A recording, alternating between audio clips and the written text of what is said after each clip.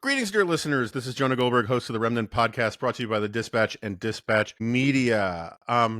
So I don't know, in the last week or so, a half dozen people, let's just call them friends of the podcast, forwarded me a Substack by this not exactly obscure, eggheady professor at Harvard Law School, in which he kind of did a minor mea culpa and said, you know what? Friedrich Hayek and Ludwig von Mises and all of these sorts of liberals are kind of awesome. And I gave them too hard a time. And then people were there like, well, you should probably have them back on the remnant. So if you haven't figured it out by now, if you're not among the remnant of the remnant who know what I'm talking about already, Cass Sunstein is a professor at Harvard Law School. Yeah, that place. And he has written more books than most people have read. So I won't go through all the titles. But he's got a new book coming out just days from now by the time this drops called On Liberalism in Defense of Freedom. I'm particularly excited to talk to Cass about all of this because I've been in preparation for maybe writing another book. I've been doing my own spelunking in the history of the concept and the reality of liberalism. So we'll have a lot to talk about. Cass, welcome back to the Remnant. Thank you so much. It's great to be here. And lest listeners think I ignored my first responsibilities, I've already asked him about his dogs and they're fine. Standard question when someone has a new book around here is, what's your book about? So what's your book about? Well, I almost called it Big Tent liberalism. So the basic idea is that there's a set of ideas about freedom and pluralism and security that unify a tradition that helped give birth to our country. Ronald Reagan is definitely part of, that Barack Obama is also part of, that James Madison and Alexander Hamilton are part of. It includes people who are right of center, who are committed to freedom and certainly property rights and free markets. It includes people who are left of center, who like Roosevelt and the welfare state, but also insist that capitalism is a really good thing and like economic growth and free markets too, maybe a little less than the right of center liberals. There are anti-liberals on the left, the people on college campuses who aren't that excited about freedom of speech. Those are, I think you use a colorful term, liberal fascists, but let's just say there's a form of left-wing illiberalism that's not enthusiastic about property rights or freedom of speech, maybe not freedom of religion either. There are right of center anti-liberals who are not excited about freedom particularly. Hitler was anti-liberal. He thought liberalism was a very bad thing. And the idea is this liberal tradition, which is at the center of American culture and politics, is something to celebrate, that there are people who are brothers and sisters who disagree on a lot, but they're all liberals.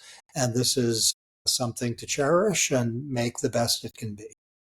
So I don't want to skip ahead. And I should just, and for clarity's sake, the phrase liberal fascist was actually, I got it from H.G. Wells, but who also called for how the left needed to become enlightened Nazis. And I always like to tell people I could have had a worse book title. Anyway, I've been thinking about all of this stuff a great deal of late, again, because I'm trying to do sort of a similar book on conservatism that you're doing on liberalism. And it turns out that once you get under the hood, what I mean by conservatism and what you mean by liberalism, there's a much bigger Venn diagram overlap than a lot of people would think at first, if they take off your partisan blinders and all that. I'm wondering, so Frank Meyer, who was the founder of this thing called fusionism, which was this thing that merged social conservatives and sort of free market types and Cold Warriors on the right in many ways, he argued that what you're talking about to a certain extent is really just Western civilization. And there's always been this, what he would call an enduring tension, I guess, between liberty and order, freedom and virtue, all these kinds of things, and they work themselves out.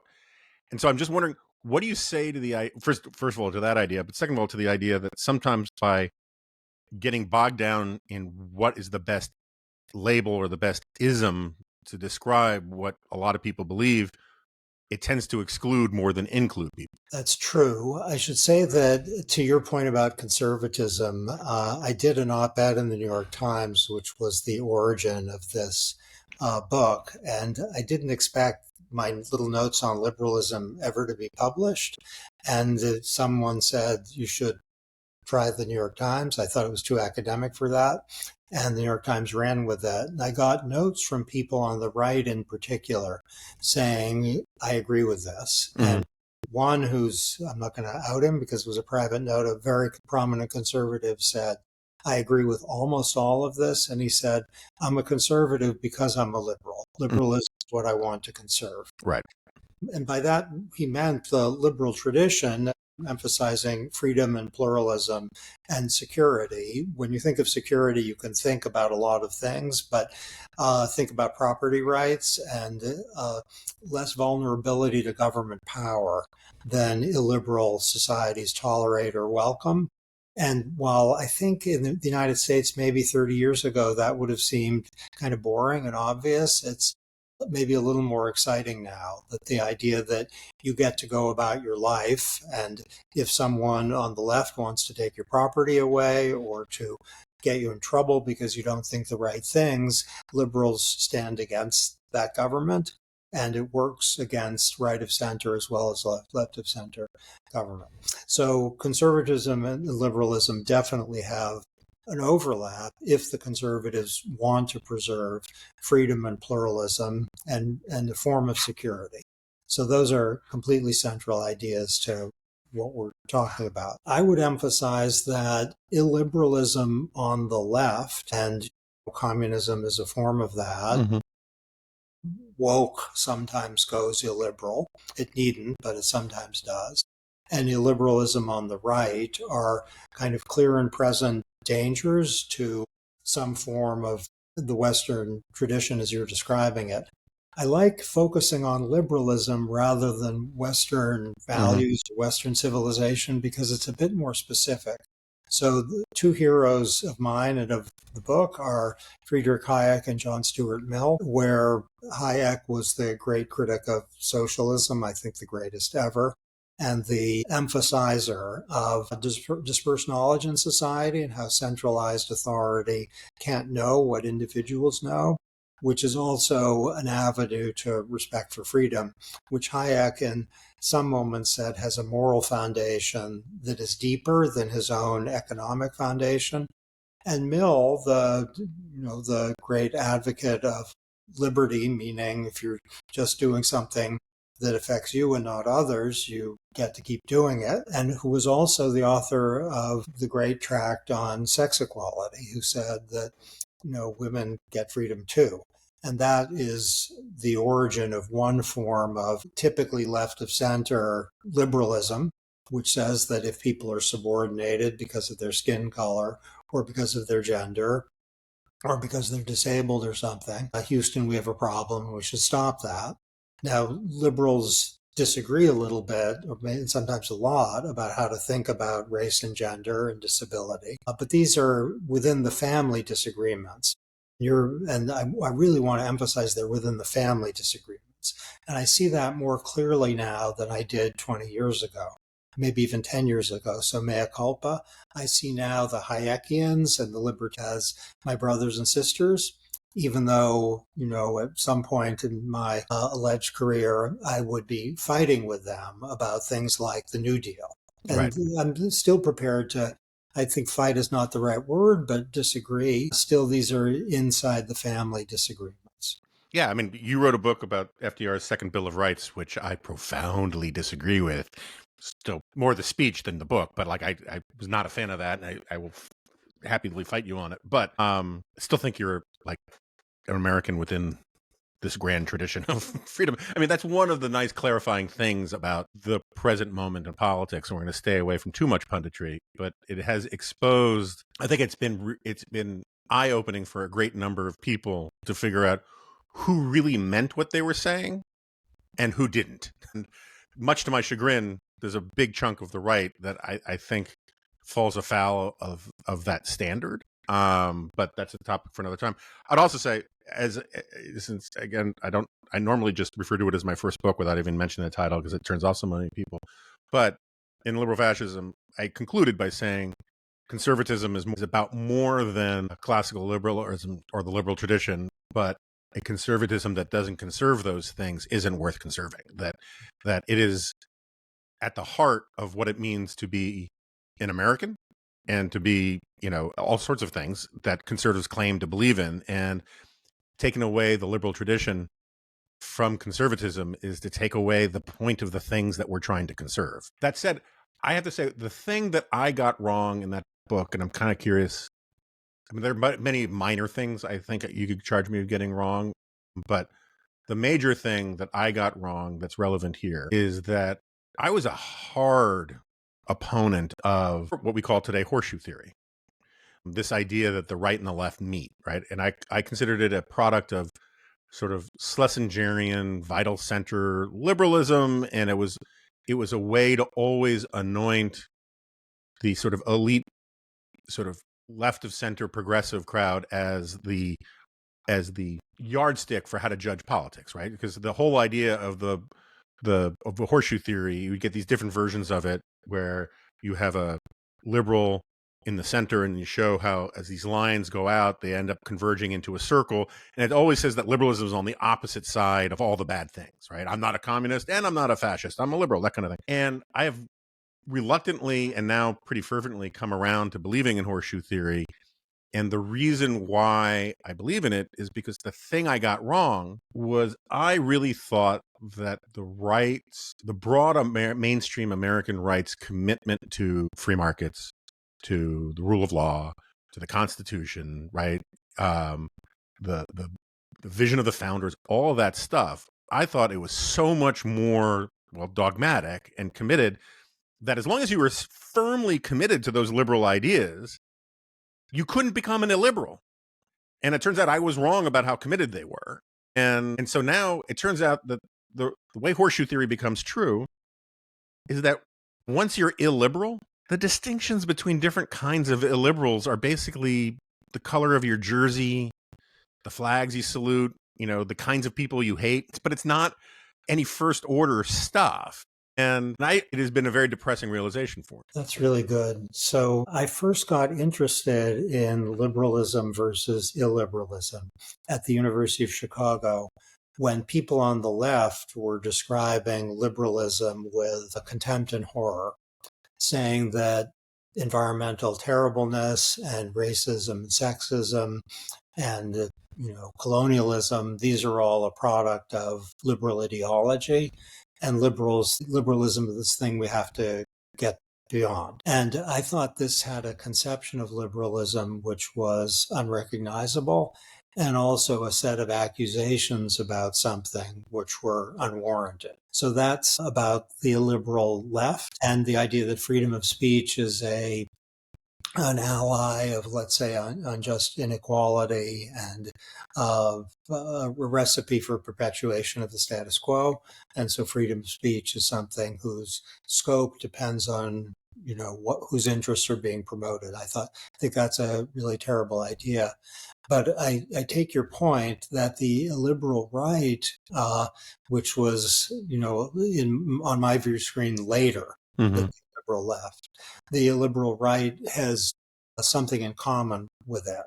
And I'm not even sure how to characterize it because it comes in different forms, but all of its forms are skeptical about freedom as a defining idea and also unenthusiastic about pluralism. So the notion that this is my favorite form of liberalism is good with this. If people want to have devout communities that are themselves not following liberal ideas about freedom, liberals are very good with that. Hooray. If people want to marry people who are of the same sex, that's okay too. So I see that as what the Supreme Court should do. Is fair to argue about that. But to see freedom of association as authorizing practices that people on the left would deplore, maybe some, and some people on the right would deplore, I think liberals insist on a principle of neutrality across a wide range for social experiments. And that seems to me something that liberals are opposed to. And you can get to contemporary American politics. You can talk about Hitler or Stalin or Mao. Can I tell a little story about China? Sure. That taught me something about liberalism. I was in China a few decades ago, and we came across an exhibit about Genghis Khan. And I recoiled almost physically when I saw the exhibit. And I said, a terrible tyrant. And my Chinese host was very visibly upset with my reaction and said, no, Genghis Khan, a great hero. And I thought I'd made a terrible faux pas in China. And as an American, I thought I was being an awful guest in the National Museum in Beijing. So I quickly responded and I said, with a tone of voice that I hope was agnostic on what exactly I was doing, I said, oh, American propaganda. It was unclear whether I really thought it was American, but I was trying to rescue the situation. Yeah. And then he responded with a kind of seriousness as well as generosity. He said, no, not at all. Chinese propaganda. And when he said that, I thought, I have a friend and he knows what kind of country he's in. Yeah. So he didn't trust his own country's historical account. And I thought, this is a illiberal society. And at the end of my stay there, I taught a little course on American law. I asked them to write essays on what China could learn from American law or what America could learn from Chinese law. And no one wrote the paper. It was 100% civil disobedience, which stunned me because they were extremely nice and polite people, and they all refused to write the paper. I had one assignment. No one did it. I asked them privately, why is no one doing the assignment? And they said, well, we like you and we trust you, but we think that our paper might get in the wrong hands. And then we will be in trouble. And I had approximately 50 students, 49 were members of the Communist Party.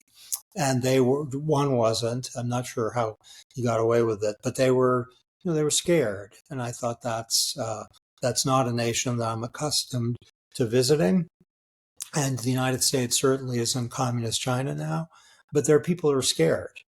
Yeah. So let's back up, right?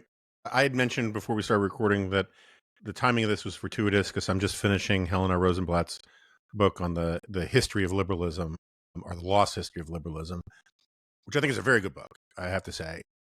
And you were saying, oh, you liked it too, and that you used some of it for your opening chapter. So with as much as a little, I guess I should have her on here at some point. But the point is, can you just explain for the normal listener, already I know, because I've had this experience before, when we're talking positively about what liberals believe in, I know for a fact that there's some irreducible number of good faith listeners who cannot get over the triggering effect of that word. And they think, are you talking about AOC or are you talking about Bernie Sanders? It's like, no, we're not. It doesn't have a partisan valence at all. It is the liberal that we're talking about, broadly speaking, is the liberal of the liberal arts. It's the liberal of liberal democratic democracy, right? It's that liberalism that we mean. And I probably should have put down this thought at the beginning that if we want to talk about the more partisan valence, we should probably talk about progressives. Doesn't necessarily mean they're not liberals. It helps people understand the difference. But so why don't you just sort of tell me the story as you see it of what, not so much what liberalism is, I think we covered some of that, but where it comes from and why we use the word. Okay, so there were ideas about liberality and such that were around for a long time. And it meant generosity, commitment to the public good, commitment to the common good, an absence of selfishness in the hands of many. A liberal sensibility would be generous and public spirited. That was an idea of liberal. The word liberalism wasn't used, but it was the word liberal and liberality. Right. Liberalism doesn't show up until like the 1830s, which is around where most of our political terms start showing up, as those like 40 years plus or minus around then. Anyway, I'm sorry, go on. No, completely right. But it's important to see that notions of liberality, George Washington used that word in a way that connected with the old tradition. And you can almost get it even now in 2025, almost 2026, the notion of having a liberal disposition. You can kind of politicize that in a way, but it might mean, you're committed to your community and, you might think Christ was a liberal God or Son of God or whatever your preferred formulation. And that was used by preachers about Christianity. Christianity was a liberal faith, is a liberal faith. So that's an old idea. Then later, these 1820s, liberalism started being used. And Benjamin Constant, the French theorist, was central to this. And there were others. Madame de Staël was one of them. And they talked about principles of freedom, freedom of speech, freedom of religion, of respect for pluralism and diversity. The idea of the rule of law and separation of powers came up as parts of it. And Constant wrote a book which had a very arrogant title about principles applicable to all governments. And these included principles of liberalism. Shortly after Constant wrote, there was a book that was called The History of Liberalism that appeared. And that was a pretty brave title because liberalism was just being born, and there was an historical account. And liberalism as freedom of speech, freedom of religion, respect for pluralism, the rule of law, that became a thing around then in France and Germany. That's the origins of it. And you can think of some forms of modern conservatism as completely founded on the original principles of early 19th century liberalism, when liberalism was not dying, but being born. Bob Dylan's line, by the way, he not busy being born is busy dying. That's kind of a liberal idea. Mm-hmm. And John Stuart Mill, decades later, is a defining liberal thinker with the insistence on liberty, is the name of probably his most famous book. There, the idea is if you're not harming others, you get to keep doing what you're doing. And that's beyond it's beyond Constant, it's beyond freedom of religion, freedom of speech, but it's closely connected with freedom of religion.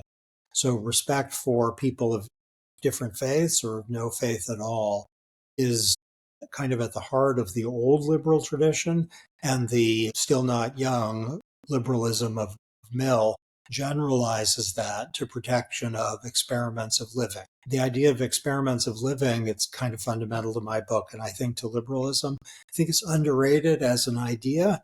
We have to be very careful because if your experiment of living involves, slapping dogs around or putting them on fire, that's not a legitimate experiment of living. But if people want to start a business, suppose they want to start a little bookstore, let's call it the science fiction bookstore or the dogs bookstore. Liberals say, go for it. And if people want to buy it, great. I have a friend who's keenly interested in starting a bookstore in a European country where it's held, not a communist country, the European country where it's held to start a bookstore. It's just really hard. Occupational licensing restrictions of the sort that we find in the United States, where if you want to cut hair or maybe be a landscape architect, in some states it's extremely difficult to do that. That's illiberal, I say. And I think we want to say that's not a boring claim. Because if someone can't do something like be a landscape architect if they have qualifications, or cut hair if they have qualifications, these are people's lives we're talking about, and they're being cut off. So the idea of careers open to talents, which I think can be connected to the 1830s liberalism, careers open to talents, that's not a boring idea. That's a thrilling idea. Where if someone wants, they want to write a song and, if people like it, they can buy it. That's a fantastic thing. And there are listeners, I hope, who did something at some point. Maybe it's their job now, which was something that in many times in human history, they couldn't do without getting the permission of some authority. And to get the permission of some authority, you might have to be a supplicant. You might have to pay something. You might be in debt for the rest of your life. You might be their servant in some sense for the rest of your life. Liberals hate all that.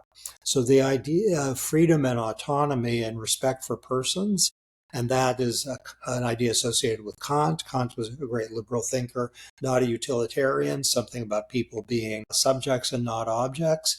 That all is traceable to the 1830s kind of flowering of the conversion of liberality into liberalism. So it's funny. So this is a running. I probably asked you about this the last time you were on here because I ask it about everybody. There's this thing I struggle with because I like intellectual history so much, about the fact that a lot of intellectual history is the study of the lagging indicators, or it's the study of the lampposts where the drunk is looking for his car keys, because it's all written down. It's legible, right? It's like, and so when you say, and so my point is that sometimes So yeah, practice comes first. There's a very Hayekian point. It's like his point about common law, right? The practice comes first, and then only in the fullness of time, when through trial and error, and it's ratified by trial and error, does someone say, you know what? Let's write this down and call it a principle. My problem with some intellectual history, including a lot of stuff I've written in the past, is that it does this connect the dots thing that says all of these changes were because of these ideas. And in reality, sometimes all of these ideas are because of these changes. And so, there's a very strong, my friend Daniel Hanan, who was on earlier this week, he had this book, basically how the English invented liberty. And part of his argument, it's pretty Whiggish, but I like Whiggish history. I don't always agree with it, but I like Whiggish history. It says there was just something really, really weird about English people. And they had the Teutonic Witan, where they would gather together, right? And the Catholic Church getting rid of cousin marriage in the 7th century, there are all these things that led to the weirdness of English culture that eventually led them to write it down. And so I'm not making the point that I was earlier about Western civilization, because I think some of these best practices are open to everybody, and we actually want a global liberal planet to a certain extent. But I wonder how you wrestle with this fact. And I think you probably agree with me to some extent that, we can talk about Benjamin Constant, we can talk about Mill, but take his experiments in living thing, right? One of the reasons why the experiments in living thing probably appealed to Mill is the English actually had a very liberal orientation towards experiments in living. And so it was something he saw out his window before he plucked it out of his brow, like, from the brow of Zeus kind of thing. This is great and deep. So let's get at two ideas, shall we, that are in some sense in conflict. One idea is that rights come from wrongs, and that the existence of rights like freedom of speech or possession of guns or private property come from the experience of what are eventually seen as rights violations. So I think there's a lot in that if you look at the U.S. Bill of Rights and in our Constitution, you'll see some things that are surprises. And that's because there was experience of wrongs under Britain that gave rise to those rights. Third Amendment being the obvious example, right? And as the quartering of troops as a central problem that doesn't really resonate so much today. So I think that's fair. And I think my view of Mill personally, by the way, is the experiments in living stuff was not an effort to capture English culture, but was his own, this is a speculation, was his own experience that his relationship with Harriet Taylor, which was a little scandalous, exactly how scandalous we don't know, but certainly a little scandalous, involved extremely painful ruptured relationships with friends and family. And he thought, we love each other. She was married. Maybe she is married. Leave us alone. And so he thought the oppressive quality of custom in the England that he lived in was something he was arguing against. And the rights that he called for in On Liberty weren't an effort to capture existing practice, but to renovate existing practice. So that's one idea, which I think is part of the picture. The other part, I think, is what you're saying, which is Hegel, the Owl of Minerva flies at night, which is one of my favorite phrases ever, which is it's only after practices have come about that there's an account. Right. Which might be a philosophical account that rationalizes them. And John Rawls, which some people who's not a thing but a person, John Rawls, whom some people greatly admire and some people don't admire so much. But you can think of Rawls's ideas about both freedom and a form of equality as something that was basically just trying to capture the culture that he found himself in, rather than just coming out of the head. And I think there's a lot of truth in what you're saying, that liberalism was in a way an effort to capture, if not the cultural consensus, at least a consensus of many. Now that's kind of a Hayekian point in a way. Hayek dig on culture creating things.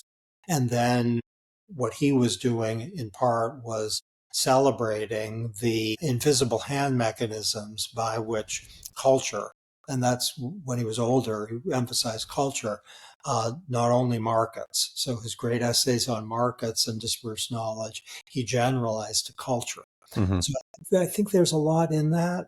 And maybe do I have to say the phrase, my book every 45 No, it's okay. maybe, However you want to do it, it's fine. maybe one of the things my book is doing is trying to capture the culture of liberalism and celebrate it. And its celebration is more necessary, I think, and maybe you agree now, than it would have been X years ago. Mm-hmm. Because in Europe and North America, liberal commitments are under severe pressure. Now, this is something that the right, emphasized maybe more under President Biden than the left did, though there are things that were done under President Biden that were threatening to liberal commitments. I think that's completely fair to say. Whether they're attributable to President Biden or not, we can discuss, but things on the left, including your word, the progressive left, Mm-hmm. that are illiberal. But I think this is partly an effort in recovery of something, sacred maybe, but to be cherished for sure. And it's partly an effort to recognize that liberalism isn't a thing only to be recovered. It's created anew and made into new things. So the attack on occupational safety, I'm sorry, some occupational safety for sure, but occupational licensing, I would emphasize more that occupational safety, occupational licensing regulation. And let's say it loud and proud, some occupational safety regulation, Mm-hmm. which is doing very aggressive things and not promoting occupational safety much. That's a liberal thought. I can somewhere Ezra Klein is looking up from his breakfast and feels his ears burning as people are talking here. So I'll ask you about the abundance stuff in a second, but just to stay on point, one of the ways I wrote about this recently again, one of the things I really try to point out to a lot of people on the right is that even some of the illiberal left's dumbest ideas by my lights have a really libertarian or almost anarchist flavor to them. We just kind of are blind to it. So defund the police, which I think is a profoundly bad idea. Defunding the police is also a very libertarian idea, right? I mean, essentially anarchist idea. Getting rid of the carceral state, right? Getting rid of prisons is a very libertarian, it's beyond Emma Goldman anarchist in some ways, right? Even, the abortion debate, which we're not going to wade into on the details, but it is a conflict over two rights claims and really two sort of libertarian claims, about the sovereignty of the individual versus the sanctity of life of another individual, as the pro-lifers would put it. And yes, I think there's a lot of illiberalism on the left, and has been for a long time. And I think it's one of the things that has invited the illiberalism that is destroying a lot of the right. I'm a committed both sideser on this podcast. So the way I've been trying to sort of think about this is, one of my favorite quotes, I use it all the time, is from the literary critic Wayne Booth, who said, "Rhetoric is the art of probing what men believe they ought to believe." Which is another way of saying that rhetoric is the art of trying to tell the best version of ourselves so that we can try to achieve the best version of ourselves. And that ineffably American liberalism, like America is a liberal culture, if you can think about the scenarios where you say, where the state does something stupid, illiberal, oppressive, outrageous, pick your label, and you say, "What are you doing? I thought this was America." That gets at a really big part of the kind of liberalism that we're talking about. Petty bureaucrats stopping people from pursuing happiness, religious comstocks, getting in the way of people who are doing nobody else any harm. That "I thought this was America" thing captures a big chunk of it. I think that's completely right. So there's a lot there. Agreed entirely on abortion. There are liberals who are pro-choice and there are liberals who are pro-life. And I think those who are pro-choice should acknowledge and honor those who disagree with them. And for those who are pro-life, to acknowledge and honor those who are pro-choice is a little harder, Mm-hmm. and I think fairly harder, because by their lights, you're allowing human beings to be killed. still there's liberalism on both sides. That's completely fair and important. That's the big tent that we're talking about. You can have really big fights inside the big tent of your big tent liberalism. Yeah. On defund the police, I hate that also, as you do. And I hate it partly for liberal reasons that security against private depredations is at the core of the liberal tradition, rightly understood. And if there's private violence, if the police aren't available to stop it and deter it, then one core component of liberalism, that is security, is obliterated. Still, you're right that if it veers towards anarchism or towards freedom from abusive exercise of state power, then defund is a little excessive, but constrain or ensure fidelity to law of, that has less of a ring to it than defund. But I get it. I think that's completely. I'm all for police reforms. I mean, we could probably agree on 7 out of 10 things that would make police more humane, more efficient, do stuff about mental health. That's all fine. But defund the police, I assume part of the other reason why you don't like it is it's really bad for Democrats. I mean, it's such a toxically stupid idea politically that it's an example of how the Democrats have done a bad job keeping some of their worst political advisors locked up in the ivory tower, and they've escaped and they're doing mischief. Yeah, the reason I dislike it is I think it's a horrible idea, not that it's horrible politics. But let's get at something I think that was in what you're saying about the left. And this is kind of in the book a bit, but not adequately. So there's something in the left that is making people, and I think this is by design, some forms of the left, that is making people feel ashamed. And this is some forms of the woke left that's telling Americans you should be ashamed of yourself. And it might be because of racism, it might be because of sexism, it might be because of something that's deemed a relative of these things. And people don't like to be told be ashamed. And I think some of the patriotism or, not very patriotic historical accounts. My son is reading a book now that said something, it's a book about history and everything you learned is wrong. Mm-hmm. And it might be a great book. It's very, very left. It's endorsed by Howard Zinn. Mm-hmm. So I'm going to talk cautiously because I haven't read the book. But I've looked at the book enough to know that it's really making people who are, enthusiastic about American and European culture. It's kind of poking in their eye. And let's put to one side whether the historical account in the book is right. It might be. But I think for median Americans to feel slapped, that's completely understandable. And it's not very nice to slap people. And I think that American traditions, including traditions that led to our founding and to our Civil War and to, the victory, let's call it that, in the Cold War, these are things not to be ashamed of, the opposite. And to think, slavery, almost unimaginable horror, I think of course that's right. But to put slavery front and center and put Jefferson said, pointing to slavery, I tremble for my country when I think that God is just. That's good. Puts the ideals on one side and this particular horrific practice on the other side and brings them together.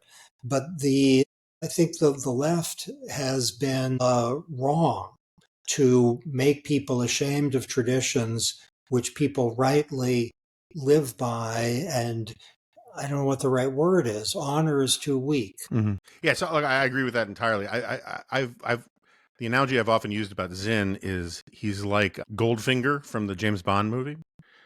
Goldfinger's plan wasn't to rob Fort Knox. It was to so irradiate with a dirty bomb the gold in Fort Knox that he would take it off the market for centuries. And so therefore his personal supply would be much more valuable.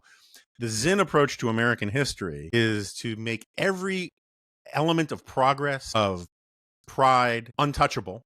And so that the only history left is the ugly and nasty bits. And it's ironic because Trump is trying to do the reverse now with the Smithsonian and all these things. And the point of it, which I have to say, Barack Obama was very good talking about this. The point, and as you point out about the Jefferson line, you have to teach about slavery because the hypocrisy of a country founded on all men being, on the proposition that all people are created equal, that has slavery, that profound hypocrisy is what led the United States to get rid of slavery. Right? It's like, it's the whole point of falling short of your ideals. That was Martin Luther King's whole point about the promissory note, is to say, you guys aren't living up to the best version of yourselves that you tell yourselves you are. And if you don't talk about the bad stuff, you can't talk about overcoming the bad stuff. You just make it sound like the images in the rearview mirror never get smaller, when in fact we've made enormous progress on women's rights, on civil rights, and all of these kinds of things. The left is addicted to, there's never been any progress, things haven't changed in 100 years.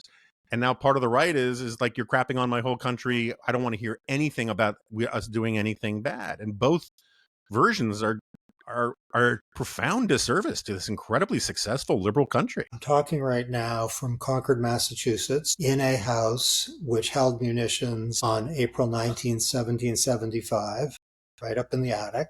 And the house wasn't burned down when the British troops came here on April 19th, because the neighbor, who was actually a spy for the British, was more loyal to the resident of the house than the British Empire and denied that munitions were held. Not far from here, very close to here, easy walking distance of here, is North Bridge, where the American colonists stood as the British troops threatened to go to another house.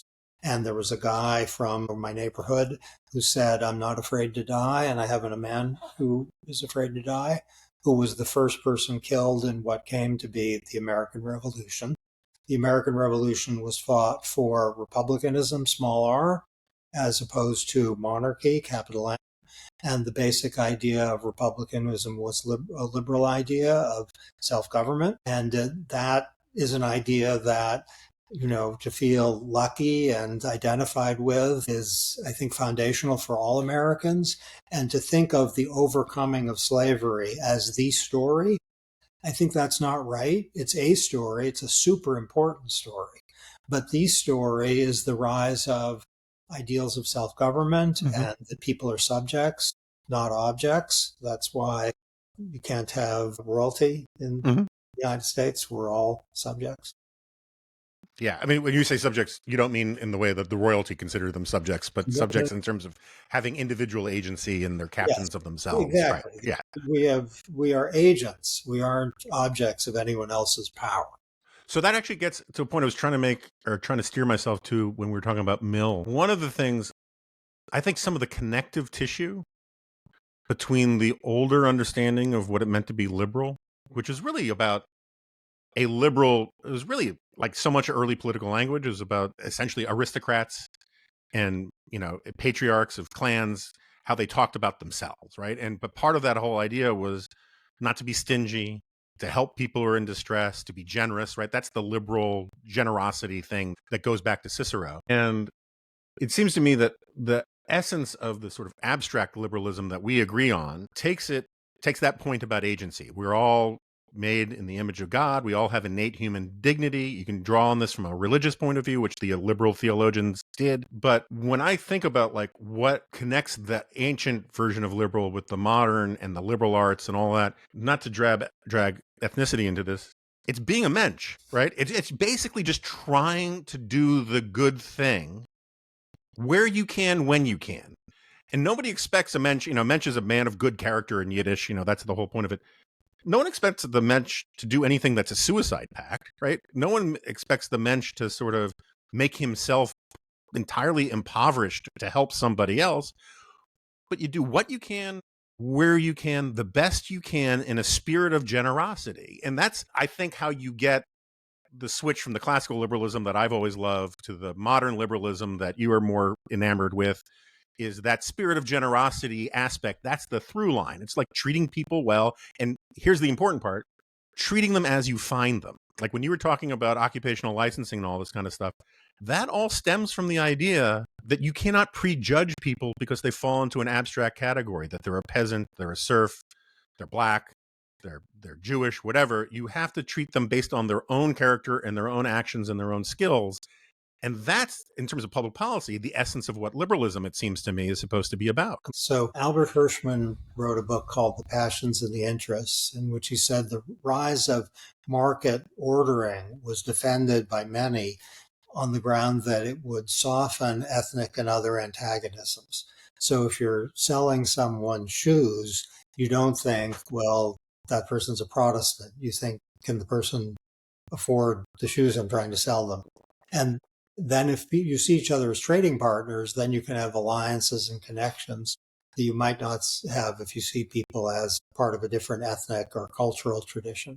I also was thinking as you were talking about my longtime colleague, Richard Epstein, who's kind of in many ways a modern Hayekian and a great figure. And when I was at Chicago, he and I had very vigorous disagreements and, vigorous with the capital V. But I love the guy and I love his thinking also. And I've always loved the guy, but I love his thinking a bit more now than I used to. And one reason is very much connected with what you were saying. So I'm a big fan of Roosevelt, and I like helping people at the bottom of the economic ladder, including through taxpayer resources. Richard Epstein's much more ambivalent about that. I think he probably isn't that enthusiastic. He's not enthusiastic about a redistributive state. But he's liberal in your sense, as well as liberal in the historical sense. So we would often say at the Chicago lunch table, privately, we should give money to people who need it. Private charity is essential. And he didn't say it, as a debating point. He said it as a moral commitment, that's what people do. The liberal, he didn't use the word, but that's what citizens do. They help one another. And he was worried that federal redistribution or state redistribution even could crowd out private charity. But the end of helping people in distress, that wasn't something that he argued against. I mean, of course, he was worried that if you give too much help to people as a matter of right, you would diminish work incentives. So that's fair. But the basic idea of being liberal in the sense of protective of people who are in horrible straits, that's not a concession, that's a commitment. Yeah, I mean, it's always going to be a fantasy, but the big tent liberalism that you're talking about, which I would like to see as well, you should have really, really vigorous debates about means and pretty muted to non-existent debates about ends, right? And so that's the difference between you and Epstein about whether you use the government or the private sector. The end is the same, is to help people who need it. It's just like, what is the best means? And therein, people can have pretty robust disagreements. To that end, I got to ask you, in the moment that we're in, as we see the government full of being seated with people whose top job qualification pretty expressly or explicitly is loyalty to a president rather than anything else, does it give you some pause about one of the things you're more famous for, which is your argument about nudging people? Like, how do you feel about your whole nudge? First of all, can you explain it to the lay reader really quickly? And then how do you feel about it these days? Okay, so think of a GPS device as something that nudges you, meaning it helps you get where you want to go, and you get to decide the destination. And if you don't like the suggested route, you can say, I want to go the long way around. So a GPS device is nudging you. If you go to the grocery store and it says, this has peanuts or this has shrimp, that's a nudge if you're allergic to peanuts or shrimp, or if there's a calorie label and you're trying to lose weight or gain weight, the calorie label will be a nudge. If you are buying a car in the United States, there's a fuel economy label, which will tell you something about the cost of the car to operate and something also about the environmental impact. Those are nudges too. There's a new app I just learned about today, which is trying to nudge kids not to use social media and not to be on their cell phone so much. And it's got lots of things that are reminding people about how much time they're spending on social media, etc. Instagram has a bunch of nudges for young people in particular to try to get them off. So private sector nudges I'm very keen on, unless they're nudging people to do things that make their lives worse. But if they're nudging you to get some product that's consistent with your interests, or to get healthier, or not to go swimming when the water is dangerous to swim in, all those are great. Most of the nudging that we observe is done by the private sector, and I'm still keen on that. The public sector nudges, I'm also very enthusiastic about. So something that says, if you buy this sunscreen, it's not going to help you with cancer, but it's going to help you with tanning. I think that's good to mandate that.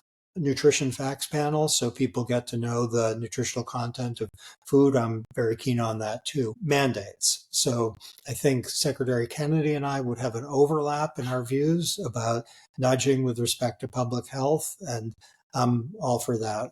Of course, you're right that this is the music of your question, that if the government were in horrific hands, it might be that permission to nudge would lead to, on balance, very bad things. But liberals are much more enthusiastic about nudges than about mandates and bans or taxes and fines. Of course, there's a place for mandates and bans and taxes and fines. But to nudge people not to smoke, that's, in my view, that's a very, very good idea by informing people of the health risks. To nudge people to drive more safely by having equipment in the car that goes beep, beep, beep if you're about to crash into something. That's really great. If you have a camera in the car so you can see in back, that nudges you not to hit a dog or even a cat. More pro dogs, but I want cats to live. That's a nudge with respect to drivers. And so to think of nudges as freedom preserving interventions that steer people in directions that make their lives go better. And I remain non-mea culpa on the nudge agenda, acknowledging that companies can nudge you to buy products that are worthless, and governments can nudge you to go in directions that aren't consistent with democracy or your own well-being. I think that's fair. I remember when nudge first came out, and my knee-jerk libertarian approach to it was more pronounced. My suspicion is we could probably find edge cases that bother me more than bother you, but that's fine. The other thing I got to ask you about is, and I should just say, there are basically no ideas that are good ideas for public policy that aren't vulnerable to corrupt people taking over the government, right? I mean, like, name your ism and it'll be the case for it will be undermined by corrupt, illegitimate, I shouldn't say illegitimate, but corrupt, self-interested government and politicians. Okay, so my listeners know to some extent what this abundance stuff is, right? Derek Thompson and Ezra Klein have a book called Abundance. There have been a bunch of other books on this vein. We've had some of those authors on here. And I'm just curious what your response to this is. My general response to this is, first of all, I'd love to hear this from the left. This is great.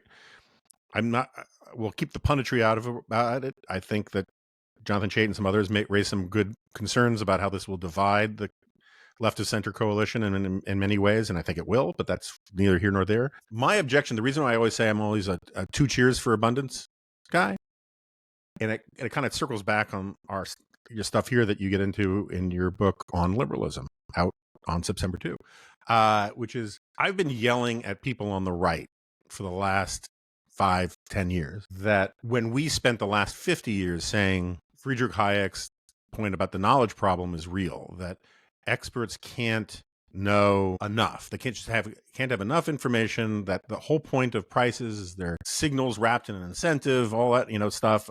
And so industrial policy and economic planning, Marco Rubio had such perfect title for a piece he wrote about this about 5 years ago called something like Yes to Industrial Planning, but Done Right. And the idea that you could go to Friedrich Hayek and say, you make some really good points about inability of economic planning to work, but have you considered doing it right? It's just such a ridiculous sort of rejoinder. And this is my problem with the abundance stuff too, which is that they seem to think the only thing holding back economic planners, high-speed rail, fast housing, is the red tape. But for the red tape and the restraints on their will, they would get everything right. And I'm willing to say that you could give Ezra Klein and Derek Thompson and all these guys free reign, including Cass Sunstein to a certain extent, to pursue their heart's desires in terms of big projects. Some of them are going to go wrong. And I find that and the other thing that bothers me with the abundance stuff is, like, how long ago did Mansur Olson say this stuff? How long ago did the guys that you were arguing with at the Chicago lunch table say a lot of this stuff.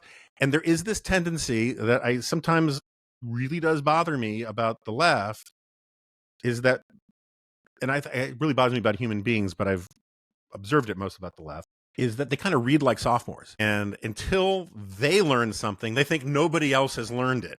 And so, yeah, red tape is bad. Sclerotic government is bad. Read Jonathan Rauch's Demosclerosis from 35 years ago. But I'd rather them be late to the party in being right than never move towards the right position. So anyway, I pre-debated you on abundance a little bit. I apologize. You have free reign now to respond to any and all of that, or just tell me what you think about it. Okay, so there's a famous person, a writer, whose name you would know, who was asked X number of years ago, what's the best book you've read in the last 5 years? And his answer was a blog. Mm-hmm. He gave a blog. And this is an intelligent, famous intellectual who couldn't name a book.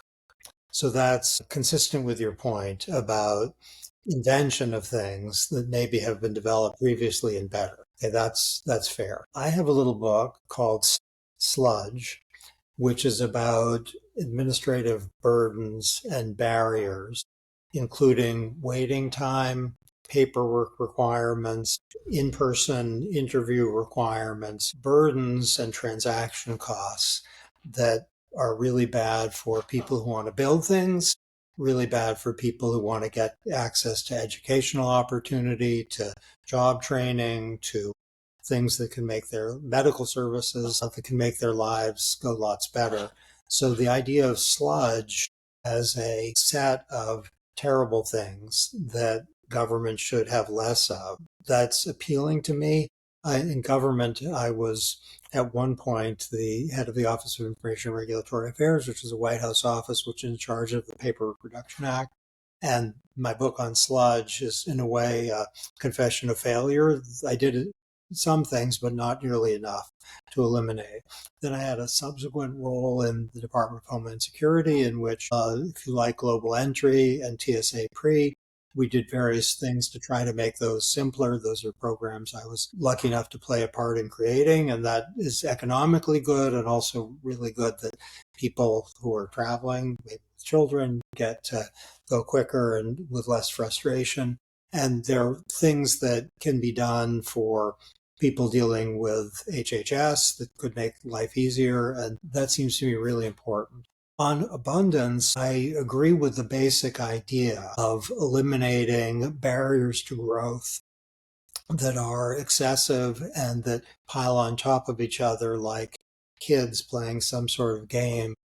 And the National Environmental Policy Act is a fantastically motivated law, which has turned out to be a barrier to growth. And the Supreme Court may be influenced by abundance, said in an opinion that my left of center colleagues despise, and I agree with him on many things, not on this. I love this opinion from Kavanaugh, where he just goes on a disquisition about what the National Environmental Policy Act has done to block development, block projects, block job creation.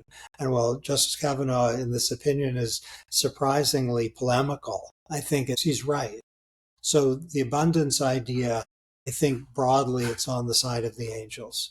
That's fair. I think that's fine. I would rather have, it's sort of like this argument about this thing about, I'd rather argue about best means to an end. And on that point, that's why I have two cheers for the abundance thing, is because I think the means are more right than wrong and pointing in the right direction. I hadn't thought about asking you about this, but I'd forgotten about the sludge book, and I'd forgotten. It's a little book. It's easy to forget. I remember. I have it. I have to ask you.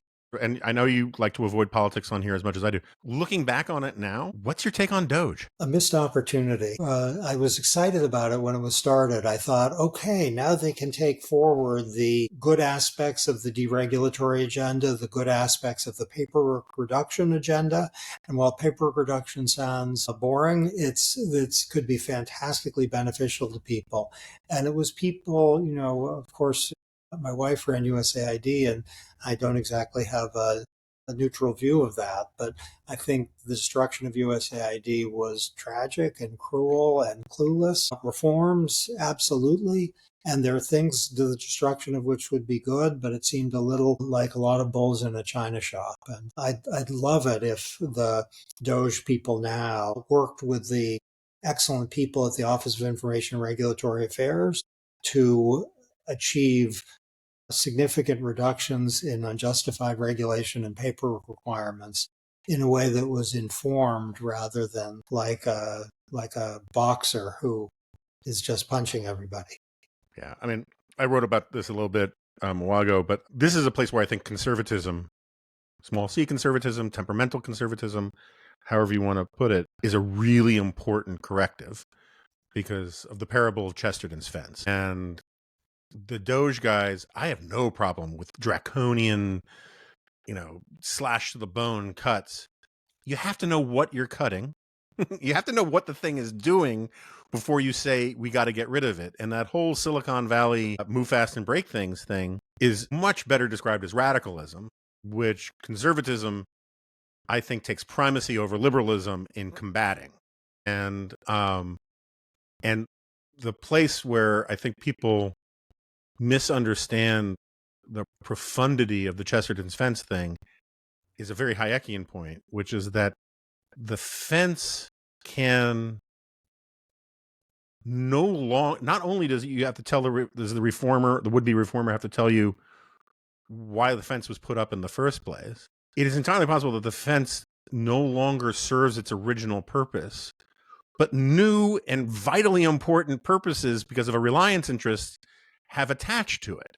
And, the tree can be planted to provide shade for, a farmer to look at his sheep, and later can provide fruit or be a swing for his grandkid, right? I mean, there are other reasons why things attach to certain things. And the Trump administration and Doge in particular, I think there's probably a lot of things at USAID I'm happy to be gone. And there are other things they got rid of that killed people.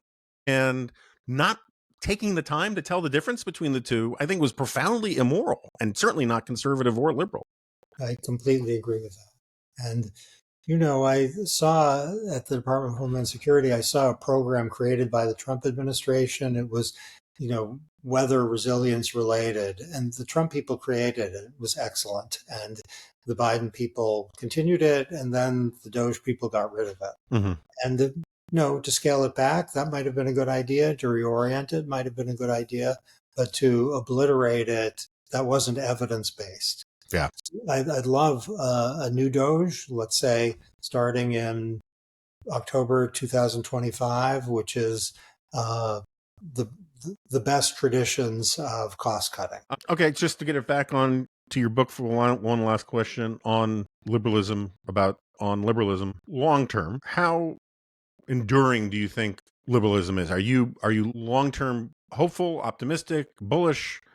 Or is the threat to liberalism so great? I mean, clearly it's great enough that it prompted you to write the book, but how often do you say to yourself, well, this too will pass? Okay, 3 thoughts on that. One of the founders of behavioral science, a field I really like, said, I'm an optimist and it's rational to be an optimist because if you're a pessimist, you suffer twice. So I'm an optimist by commitment to rationality.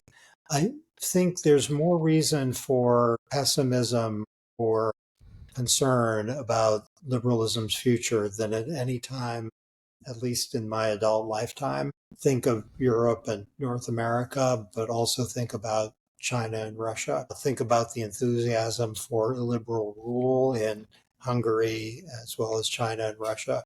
And that's very concerning. I do think that we're seeing a burst of enthusiasm and recommitment to liberal ideals that is a reason that it's not only rational for getting through the day, but also probably right to think that liberalism is about to have a moment and think of it as I think Hayek is going to have a big moment, and if not by name, at least appreciation for private ordering and freedom of speech. I think we're seeing, partly in response to left-wing stuff on campuses, freedom of speech is in the spotlight in ways it didn't need to be.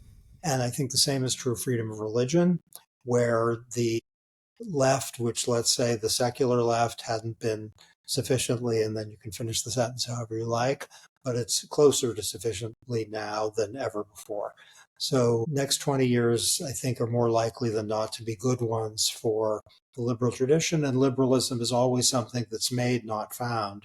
So what's going to come out of it, it's going to be pretty interesting to see. All right, Cass Sunstein, thank you so much for doing this. You are always welcome to come back. And the book is On Liberalism in Defense of Freedom, out September 2. Yeah, I should say I wish I'd had the book, a long time ago, because it does prevent baldness. And that's one of the advantages of having the book. Yeah, if enlightenment persists for more than 4 hours, call a doctor. Dr. Sunstein, thanks again for doing this. Thanks. Great to see you. Don't close your browser. And I need you to this stupid dad joke. Can I just get you to say, no, you won't, this is a podcast? Say again? You have to say, no, you won't, this is a podcast. It will not embarrass you. Francis Fukuyama's done it. Lots of people do it. It's just this stupid joke because I'll do a close where I say, I'll see you next time. And then the voice comes on and corrects me. I've been trying to kill it. I can't. So anyway, if I could just get you to say the words. No, you won't. This is a podcast. Thank you, sir.